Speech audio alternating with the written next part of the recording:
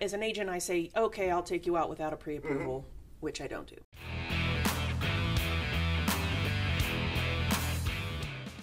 So I always recommend the first step is either talking to an agent or talking to a mortgage guy, because you have to start with that. So many people were resistant to get the pre-approval because it hits their credit. And people are so afraid of that it's going to almost disqualify them because it's going to be a knock on their credit. Yeah. And they're like, I want to find something first and then get pre-approved. Yeah, like chicken before the egg. Right. I mean, it's really never too soon. Credit's one of those tricky things where, I don't want to say it's a misconception, but when you get a mortgage credit check done, it has very little, if any, impact on your credit scores. But if you go to the CFPB, Consumer Finance Protection Bureau, the government agency that kind of goes over the mortgage industry, they have a frequently asked questions section, and one of the things is about credit. And it talks about you can have multiple mortgage companies check your credit report within a reporting period, and I believe it's a 45-day window. And the credit scoring models they're not very smart to begin with, but I guess they're smart enough to know that you're really only checking for one loan and not multiple loans. So I tell people, like, hey, if you want to check around, do it. Yeah, your credit's going to get pulled, but it shouldn't have too much of an impact, because if you go to this government agency website, it says right on there, the systems are smart enough to allow you to, they call it rate shopping, because most people are shopping for rates. Some sellers may not even let you see the house without a pre-approval, because they just don't want strangers walking through their house if they don't think they can actually buy it.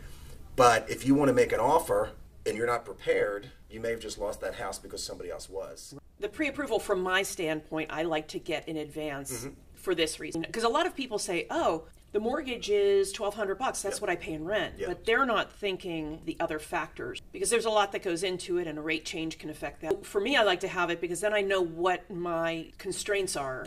And I know, hey, this is as high as we can go with them being comfortable unless something changes in their income or in credit, in the rates. But from a credit standpoint, that if they weren't to find something in 4 months, is that negative for them? Because again, what that means is you just have to do a new credit report.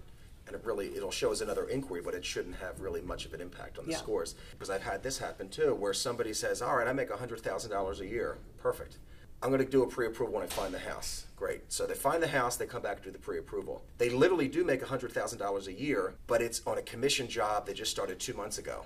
And in the mortgage world, different incomes are looked at differently. So for a commission, So I mean, if somebody's making $50,000 a year salary and they start a brand new job, as long as they're getting pay stubs for that $50,000 a year, they can use it.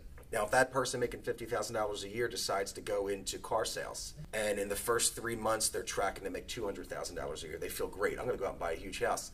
You can't use that income because you have to, for commission, overtime, bonus, anything that's not a set salary, you have to show that you've been making that over 2 years. So I've had a lot of people that really just, they're doing great for themselves. And I tell them this, I said, you're doing awesome for yourself, but you just don't have enough history yet making that type of commission income, so it's a variable. So to your question, getting a pre-approval, even if you think you're 6 months out or further, isn't the worst thing in the world, because what I tell folks is, hey, you don't qualify right now because you don't have enough of a history, and then they can kind of prepare. So, do you think there's a magic number in your mind for what really puts somebody in a good position of an affordability standpoint?